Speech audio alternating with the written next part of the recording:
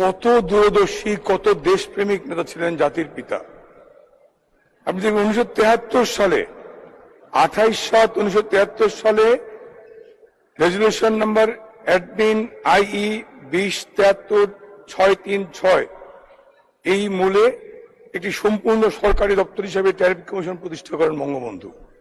যে ট্যারিফ কমিশনের দায়িত্ব হচ্ছে বহির্বিশ্বে আমার দেশীয় পণ্যের শুল্কমুক্ত প্রবেশ অধিকার, আমার মানব সম্পদের easily export to the I think যেখানে হচ্ছে আমরা মানব সম্পদের যে বাজার, অর্থাৎ দেশীয় পণ্যের শুল্কমুক্ত বাজারটাকে বহির্বিশ্বে ওপেন করার জন্য অনেকগুলো কাজ ট্যারিফ কমিশনের আছে। যুদ্ধ বিধ্বস্ত সদ্য স্বাধীন বাংলাদেশ অনেক কাজের মধ্যেও গঠন, পুনর্গঠন, শরণার্থী পুনর্বাসন, যুদ্ধাহত মানুষের চিকিৎসা, বীরাঙ্গনা নারীদের পুনর্বাসন, অনেক কাজ। তার মধ্যেও জাতির পিতা কিন্তু এই ট্যারিফ কমিশনটা গঠনে দ্বিধা করেননি। বাংলাদেশের ভবিষ্যৎকে সামনে রেখে তিনি ট্যারিফ কমিশন গঠন করে গিয়েছেন। আজকে আলোচনার শুরুতেই জাতির পিতার প্রতি গভীর শ্রদ্ধা জানিয়ে বলি, মাননীয় মন্ত্রী মহোদয় যে বিলটি এনেছেন আসলেই এর মধ্যে জনগণের কোনো স্বার্থ নিহিত নেই। এখানে শুধুমাত্র শব্দের পরিবর্তন।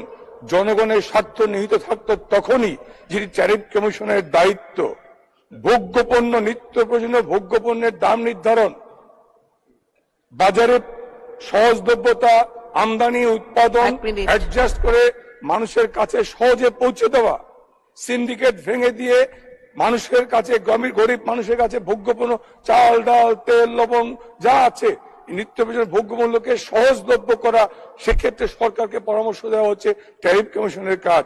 ট্যারিফ কমিশন তা না করে শুধুমাত্র সচিবের পদ, গতকালকেও আমরা ইউনিয়ন পরিষদের একটা সচিব বাদ দিয়ে কর্মকর্তা লিখলাম।